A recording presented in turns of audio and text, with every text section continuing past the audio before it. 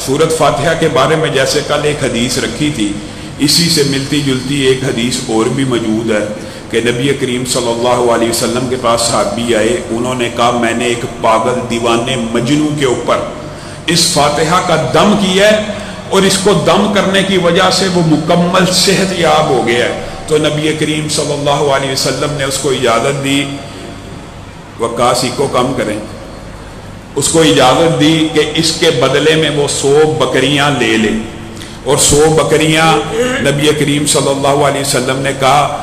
دیگر کمائیوں سے اس کمائی کے نتیجے میں حاصل ہونے والی بکریاں بہتر ہیں۔ گویا یہ جو معاشرے کے اندر کوئی بندہ رقیہ شریعہ کرتا ہے تو اس کے عوض اگر کوئی بندہ ہدیہ دے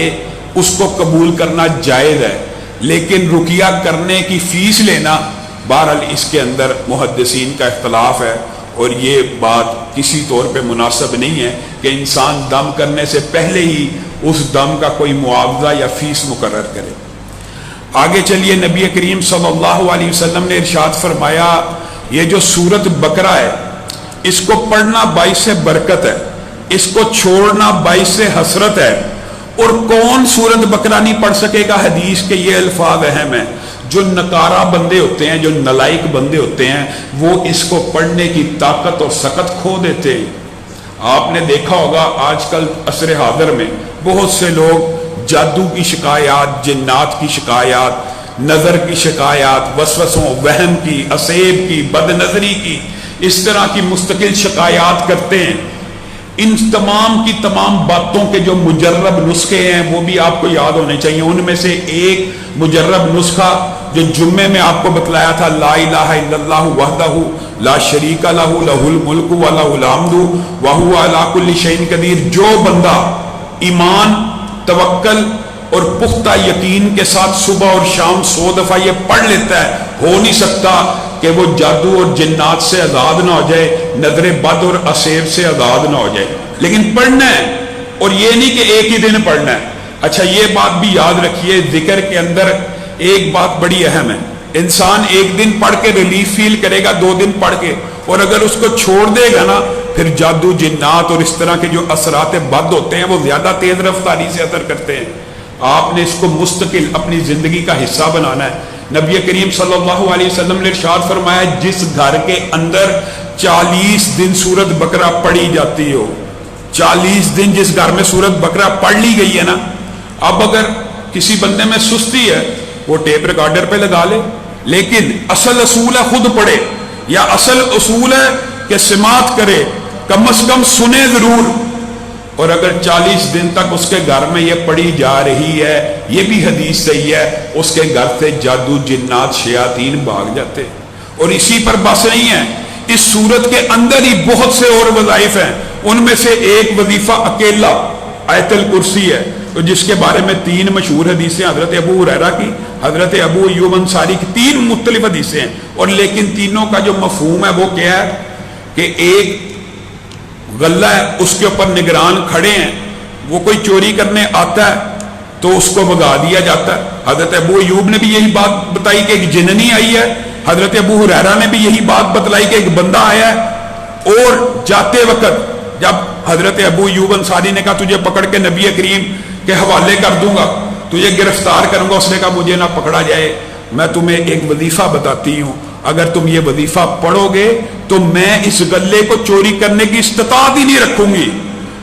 تو آپ نے پوچھا وہ کون سا وظیفہ؟ کہا آیت الکرسی۔ نبی کریم صلی اللہ علیہ وسلم کو جب اس بات کی اطلاع ملی، نبی کریم نے کہا ہے جھوٹی تھی، بات سچی کر گئی ہے۔ اور اسی طرح حضرت ابو ہریرہ کی حدیث کے بھی یہی الفاظ ہیں، ہے جھوٹا تھا، بات سچی کر گیا ہے۔ یاد رکھیے ایمان اور یقین کے ساتھ کوئی بندہ توکل کے جو ابواب ہے ان کو مانتے ہوئے،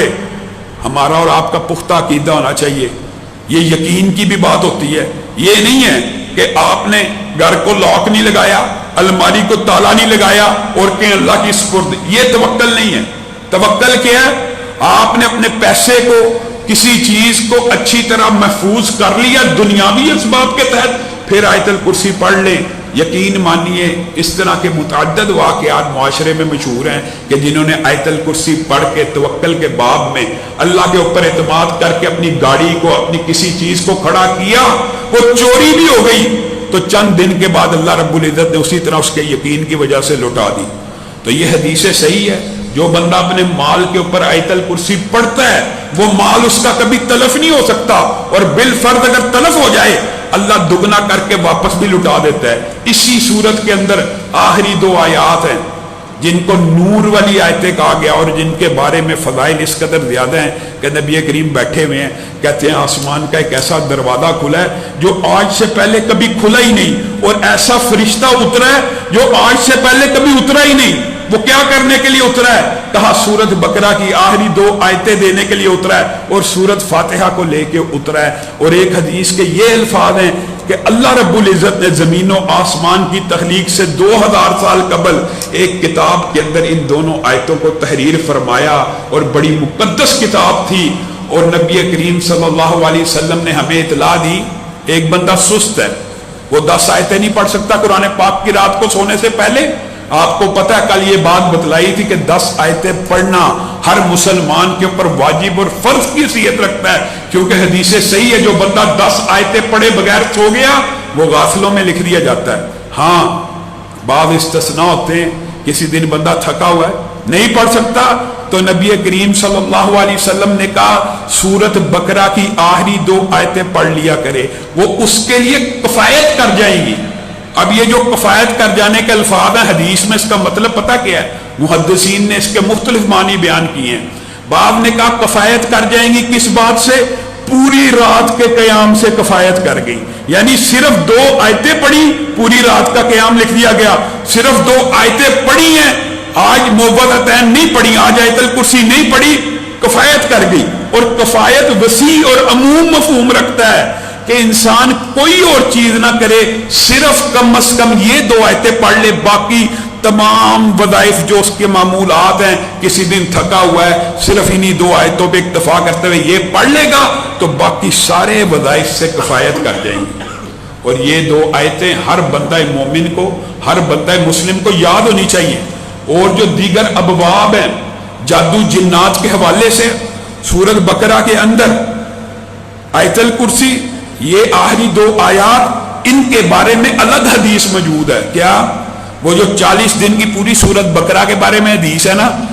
نبی کریم صلی اللہ علیہ وسلم نے امت کے اوپر رحم کرتے ہوئے امت کی آسانی کے لیے ایک اصل میں جادو اور جنات کے علاج کا ایک طریقہ ہوتا ہے طویل، ایک ہوتا ہے انسٹنٹ ریلیف، فوری فائدہ، تاکہ انسان فوری ریلیف فیل کرے۔ اس کے لیے مجرب ترین نسخہ یہ ہے کہ ہر روز رات کو 3 دن تک آپ نے یہ 2 آیتیں پڑھی ہیں، آپ کو ابتدائی طور پہ جادو جنات کا جو بندہ ہے نظر بد کا، وہم کا، اسیب کا، اس طرح کی باتوں کا شکار ہو چکا ہے، وہ ابتدائی طور پہ صرف 3 دن ان 2 آیات کی تلاوت کرے، ابتدائی ریلیف، انسٹنٹ ریلیف، اسی وقت اس کو افاقہ فیل ہوگا۔ اور نبی کریم صلی اللہ علیہ وسلم نے کہا صرف 3 دن پڑھنے کی وجہ سے شیاطین کم از کم اس کے گھر سے بھاگ جائیں گے۔ اس کے بعد پھر اپنا علاج مستقل شروع کرے۔ اور یہ بات یاد رکھیے، کلام اللہ سے علاج کرنے کے جو لوگ جن کا عقیدہ اور توکل مضبوط ہوتا ہے نا، ان کے لیے ایک بڑا مجرب نسخہ ہے، وہ کیا ہے؟ اعوذ بکلمۃ اللہ التامہ، اللہ رب العزت کے کلمات کی پناہ میں آنا۔ اعوذ بکلمۃ اللہ التامۃ من شر ما خلق، اس اکیلے وظیفے کے بارے میں حدیثیں موجود ہیں۔ اور بعض مجربات ہم نے لوگوں سے سنے ہیں، انہوں نے کلام حمید کی بجائے صرف اس وظیفے کو اختیار کیا، اس کے علاوہ کچھ پڑھا ہی نہیں، چونکہ اس کے اندر پورے کے پورے اللہ رب العزت کے کلمات کی پناہ ہے۔ اور حدیث کے لفظ کیا ہیں؟ جو بندہ یہ وظیفہ پڑھتے ہوئے کسی جگہ پہ آئے، اس کو مخلوقات میں سے کوئی چیز نقصان نہیں پہنچا سکتی جب تک وہ وہاں سے چلا نہ جائے۔ تو بندے کا معمول کیا ہونا چاہیے؟ بندہ گاڑی پہ بیٹھا ہے، 3 مرتبہ اعوذ بکلمۃ اللہ التامۃ من شر ما خلق پڑھا اس نیت سے کہ سواری پہ چڑھتے ہوئے پڑھا ہوں، اور سواری سے اترے پھر پڑھ لے اس نیت سے کہ اب سواری سے اتر چکا ہوں، اللہ تیری زمین کے اوپر 3 مرتبہ اعوذ بکلمۃ اللہ التامۃ من شر ما خلق کر کے اتر رہا ہوں۔ یقین مانیے حدیث اور نبی کریم صلی اللہ علیہ وسلم کی بات سے زیادہ سچی پختہ بات کسی مولوی، کسی وظیفہ دینے والے، کسی پیر فقیر کی نہیں ہو سکتی۔ اس سے بہتر اور مجرب وظیفہ کون سا ہے؟ انسان دو حالتوں میں ہوتا ہے، یا وہ سواری کے اوپر ہوتا ہے یا وہ پیدل ہوتا ہے۔ آپ جب سواری پہ سوار ہوں، سواری کی دعا، سفر کی دعا کے بعد 3 مرتبہ اعوذ بکلمۃ اللہ التامۃ من شر ما خلق پڑھیے۔ جب سواری سے اتر جائیں 3 مرتبہ اعوذ بکلمۃ اللہ التامۃ من شر ما خلق پڑھیے۔ حدیث صحیح ہے، اس کو مخلوقات میں سے کوئی چیز نقصان نہیں پہنچا سکتے۔ یہ آپ نے اور میں نے اپنے زندگی میں لاگو بھی کرنا ہے، یہ صرف سنا نہیں۔ اور جہاں تک مجربات کا تعلق ہے، آپ حیران رہ جائیں گے۔ انسان لوگوں سے جو واقعات سنتا ہے، ہر بندے کے اپنے تجربات ہوتے ہیں اس حوالے سے، لیکن چونکہ قرآن کی آیتیں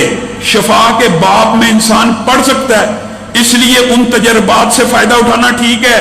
یہ شرک نہیں ہے، اس کے اندر کوئی ایسی قباحت کی بات نہیں ہے، اللہ کی صفت ہے۔ اس کے ذریعے شفا حاصل کرنا، اس کے ذریعے سے اس کو بطور وسیلہ شفا کے لیے استعمال کرنا، یہ قرآن و سنت سے جائز ہے۔ اس لیے اگر کوئی بندہ آپ کو بتاتا ہے، اس کا تجربہ ہے کہ حالت حمل میں کوئی بندہ عورت سورہ مریم پڑھے، اس کو آسانی ہوگی تو پڑھ لینی چاہیے، کوئی حرج نہیں، نہ کوئی منع، کیونکہ یہ مجربات میں سے ہے۔ اسی طرح بعض آیتیں بعض بیماریوں کے حوالے سے معروف ہیں، ان کو یاد کرنا چاہیے۔ ہمارے اپنے مجربات، عینی شہادتیں چند آیتوں کے بارے میں، جس بندے کی اولاد نہ ہو رہی ہو، ایک عرصہ بیت چکا ہو، اولاد سے وہ محروم ہے، اولاد نرینہ سے اگر محروم ہو تب بھی، یا کلی طور پہ اولاد سے محروم ہے، ربی لا تذرنی فردا وانت خیر الوارثین، جو بندہ کثرت کے ساتھ، اور یہ جو کہا جاتا ہے نا کہ 313 مرتبہ پڑھے، یہ اس لیے کہا جاتا ہے تاکہ بندہ کثرت کو ٹچ کرے۔ یہ 313 عدد جو آپ کو بتلانے کا مقصد یہ نہیں ہوتا کہ یہ 313 کو سنت سے ثابت ہے، یہ صرف اس لیے بتایا جاتا ہے کہ کم از کم اتنا تو پڑھو ہر نماز کے بعد۔ جو بندہ کثرت کے ساتھ ربی لا تذرنی،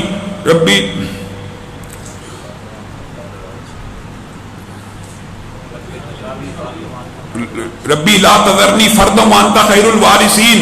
ہر نماز کے بعد جو بندہ کثرت سے پڑھتا ہے، یقین مانیے اس کے گھر اولادیں صالحہ نرینہ اللہ رب العزت پیدا کر دیتے ہیں۔ اور اسی طرح بعض آیات بعض بیماریوں کے حوالے سے اتنی مشہور ہے، جن لوگوں کی شادی نہ ہو رہی ہو، جن بھائیوں کی اور جن بہنوں کی شادی نہ ہو رہی ہو، ان کے اوپر ہم نے یہ تجربہ کیا ہے، ربی انی لما انزلت الی من خیر فقیر۔ یہ کون سی دعا ہے؟ یہ حضرت موسیٰ کی دعا ہے۔ جب وہ کنویں کے اوپر پہنچے تھے اور مدین کی گھاٹی پہ پہنچے تھے، انہوں نے ان 2 بچیوں کو پانی بھر دینے کے بعد یہ دعا مانگی تھی اپنے رب سے، ربی انی لما انزلت الی من خیر فقیر، اللہ میں تیرے ہی در کا فقیر ہوں۔ تو اللہ رب العزت نے کلام حمید میں کہا تھا کہ موسیٰ نے تو روٹی مانگی، ہم نے اس کے لیے روٹی پکانے والی کا بندوبست کر دیا۔ تو یہ جو مجربات ہوتے ہیں، ان کو اختیار کرنا، یہ ہر نماز کے بعد کوئی بچی یا بچہ جس کی شادی یا منگنی نہ ہو رہی ہو وہ یہ پڑھے، اس میں حرج اور اعتراض کی بات کوئی نہیں ہے۔ قرآن پاک پورے کا پورا شفا اور اس کے ذریعے کسی بھی کام کے لیے قرآن پاک کو پڑھنا ثابت اور جائز ہے۔ اسی طرح سورت کہف ہے، جو بندہ سورت کہف کی پہلی 10 آیات کو یاد کر لیتا ہے، وہ دجال کے فتنے سے محفوظ ہو جاتا ہے۔ صحیح حدیث ہے کہ دجال کا فتنہ اتنا شدید ہے کہ انبیاء اس سے پناہ مانگا کرتے تھے، انبیاء اس فتنے سے پناہ مانگا کرتے تھے، اور امت کے لیے کتنی آسانی ہے۔ سورت کہف کی پہلی 10 آیات یاد کر لیں، اللہ کی گارنٹی ہے، نبی کریم صلی اللہ علیہ وسلم کے ذریعے سے گارنٹی دی گئی ہے کہ وہ دجال کے فتنے سے محفوظ ہو جائے گا۔ اور سورہ کہف جو بندہ جمعے کے دن تلاوت کرتا ہے، اگلے جمعے کو پھر تلاوت کرتا ہے، اگلے جمعے کو پھر تلاوت کرتا ہے، یہ نہیں ایک جمعے تلاوت کی اگلے جمعے نہیں کی پھر اگلے جمعے پڑھ لی، نہیں، جو بندہ اس جمعے بھی پڑھتا ہے اگلے جمعے بھی پڑھتا ہے۔ سنن کبریٰ کی سند کو امام البانی نے صحیح لکھا ہے، کہا اس کے لیے دونوں جمعوں کے مابین نور کا ایک ایسا حالہ قائم کر دیا جاتا ہے کہ پھر انسان ہر وقت اسی حالے کے حصار میں پھر رہا ہوتا ہے، اور اللہ رب العزت اس کو شیاطین اور جنات اور اس طرح کے دیگر تمام کے تمام چیزوں سے محفوظ رکھتا ہے۔ بتائیے سورت کہف پڑھنے میں کتنا کو وقت لگتا ہے؟ ایک بندہ جمعے کے دن سورت کہف پڑھے، اگلے جمعے پڑھ لے۔ اور کچھ لوگ بے خوابی کا شکار ہوتے ہیں، نیند ان کی اڑ چکی ہوتی ہے، اور عمومی طور پہ جو لوگ بزرگ ہو جاتے ہیں وہ اکثر نیند کی شکایت کرتے ہیں، اس لیے بعض لوگوں نے یہ بات بھی لکھی ہے کہ جس بندے کو نیند نہ آتی ہو وہ کیا کرے، وہ 30واں پارہ کھولے، سورۃ نبا کی تلاوت کرنا شروع کر دے، سورۃ نبا اما یتساءلون سے پڑھنا شروع کر دے، ایک مرتبہ پڑھے نیند نہیں آ رہی، دوسری مرتبہ پڑھے نیند نہیں آ رہی، تیسری مرتبہ یہی سورت پڑھے۔ جن کے مجربات ہیں انہوں نے لکھا ہے کہ بے خوابی، ڈپریشن، بے سکونی، تھکاوٹ اس سورت سے ایسے دور ہو جاتی ہے اور انسان ہلکا پھلکا ہو جاتا ہے، اور اس سورت کی وجہ سے انسان لمبی نیند اور پرسکون نیند اور بابرکت نیند سونا شروع ہو جاتا ہے۔ اور یہ جتنی بھی صورتیں اور وظائف ہیں اگرچہ یہ مجربات سے ہیں، اور اسی طرح امتحانوں کی کامیابی کے حوالے سے مجرب وظائف ہیں، بعض لوگوں نے کچھ بیان کیا رہے کہ ربی ادخلنی مدخل صدق واخرجنی مخرج صدق، یہ امتحانی سینٹر میں داخل ہونے سے پہلے اگر بچہ پڑھے پیپر جس طرح کا بھی مشکل ہوگا اللہ رب العزت اس کے لیے آسانیاں پیدا کرے گا۔ اور اس طرح کے مجرب وظائف بعض لوگوں نے اور بھی لکھے ہیں، چونکہ یہ باب ایک طویل باب ہے اس لیے کسی کا یہ تجربہ کسی آیت کے بارے میں اس کو قبول کر لینے میں کوئی حرج نہیں۔ انہ علی رجعہ لقادر، یہ ایک ایسا وظیفہ ہے اگر انسانی جسم کا کوئی عضو تلف ہو گیا ہو، کوئی عضو ضائع ہو گیا ہو، بینائی جا چکی ہو، ہاتھ مدور ہو جائے یا کوئی عضو تلف ہو گیا ہو، اس کے لیے مجربات میں سے ہے انہ علی رجعہ لقادر، اللہ تعالیٰ ہر چیز کو لٹانے کے اوپر قادر ہے۔ اس طرح کی آیات کے اندر جو مجربات ہوتے ہیں نا ان کا مفہوم ان کے اندر پوشیدہ ہوتا ہے۔ اسی طرح ہمارے ایک دوست ہیں، انہوں نے مجھے خود بتلایا اپنا تجربہ، انہوں نے کہا ایک بندے کو پتھری تھی اور وہ پتھری اتنی بڑی تھی، ڈاکٹروں نے یہ کہا کہ یہ پتھری آپریشن کے بغیر ایک ہوتا لیزر، اس کا کچھ شاید اتنا بڑا تھا کہ لیزر آپریشن کرنے میں بھی مسئلہ تھا۔ کہا میں نے اس کے اوپر ربی شرح لی صدری ویسر لی امری، یہ آیت صرف پڑھی، صرف یہ آیت پانی کے اوپر دم کر کے اس کو پلائی، اس کی پتھری چند دنوں میں ختم ہو گئی۔ اس نے الٹرا ساؤنڈ دوبارہ کروایا تو اس طرح کے مجربات بے شمار لوگ بیان کرتے ہیں قرآن پاک کی آیتوں کے حوالے سے۔ کینسر کا بہترین مجربات میں سے، اور میں نے سنا واللہ عالم یہ بات سچ ہے کہ نہیں، کہ بعض ہسپتالوں کے اندر بھی کینسر کے جو مریض ہوتے ہیں ان کو سورۃ رحمان کی تلاوت سنائی جا رہی ہوتی، تو سورۃ رحمان کے حوالے سے، کینسر کی بیماری کے حوالے سے یہ بات معاشرے میں معروف ہے کہ اگر اس کی تلاوت بار بار سنی جائے تو اس کے ساتھ کینسر کی بیماری دور ہو جاتی ہے۔ اور اگر بندہ کسی ظالم جابر کے شکنجے میں پھنسا ہو تو سورہ یاسین کی تلاوت کے بارے میں یہ بات معروف ہے کہ وہ بندہ اگر پڑھتا ہو کثرت سے تو بچ جاتا ہے۔ اگر ثواب کی نیت کے حوالے سے بات کریں تو قرآن پاک کی یہ جو آخری صورتیں ہیں نا یہ نہایت اہم ہے۔ قل یا ایھا الکافرون کے بارے میں ایک حدیث ملتی ہے، جو بندہ قل یا ایھا الکافرون 4 مرتبہ پڑھ لیتا ہے نا پورے قرآن کی تلاوت کا ثواب مل جاتا ہے۔ جو بندہ قل ھو اللہ احد 3 دفعہ پڑھ لیتا ہے، یہ حدیث صحیح ہے، صرف 3 مرتبہ بسم اللہ سمیت پڑھنی ہے، 3 دفعہ قل ھو اللہ پڑھ لیتا ہے اس کو پورے قرآن کا ثواب مل جاتا ہے۔ اور نبی کریم صلی اللہ علیہ وسلم عقبہ بن عامر کے ساتھ سفر کر رہے ہیں، نبی کریم نے کہا پناہ مانگ، عقبہ بن عامر نے کہا کس چیز کے ساتھ پناہ مانگو؟ کہا قل اعوذ برب الفلق، پڑھ قل اعوذ برب الفلق۔ جب پڑھی عقبہ بن عامر نے تو نبی کریم صلی اللہ علیہ وسلم نے کہا اب پڑھ قل اعوذ برب الناس۔ جب قل اعوذ برب الناس پڑھ لی گئی تو نبی کریم صلی اللہ علیہ وسلم نے عقبہ بن عامر کو کہا یہ 2 ایسی پناہ مانگنے والی صورتیں ہیں کہ کوئی اور پناہ مانگنے والی چیز ان سے بہتر نہیں ہو سکتی۔ جو کچھ انسان اس میں مانگتا ہے وہ اللہ رب العزت کے اوپر واجب ہے کہ وہ بندے کو عطا کرتا ہے۔ بتائیے اب اس 2 صورتوں کے اندر انسان ہر قسم کے شرور سے، ہر قسم کے فتن سے تقریباً پناہ مانگ لیتا ہے۔ تو ہمیں اپنی زندگیوں کے اندر قرآن پاک کو ایک تو بطور ثواب پڑھنا، اس میں بھی حرج نہیں ہے۔ آپ کے سامنے یہ بات بھی رکھی تھی الف لام میم کا ترجمہ کسی کو نہیں آتا، ان 3 کو پڑھنے سے بھی 30 نیکیوں کا ثواب ہے۔ لیکن بہرحال قرآن مجھ سے اور آپ سے یہ تقاضا کرتا ہے اس سے صرف ثواب، اس سے صرف شفا، اس سے صرف جادو اور جنات کو نہ بگایا جائے، بلکہ اس کو اس لیے بھی پڑھا جائے کہ آپ کا اور میرا رب ہم سے چاہتا کیا ہے، اس نے ہمیں پیغام کیا دیا ہے، وہ ہم سے چاہ کیا رہا ہے، وہ ہم سے ڈیمانڈ کیا کر رہا ہے۔ اللہ رب العزت جو کہا گیا، جو سنا گیا، اس کو سمجھنے کی توفیق عنایت فرمائے۔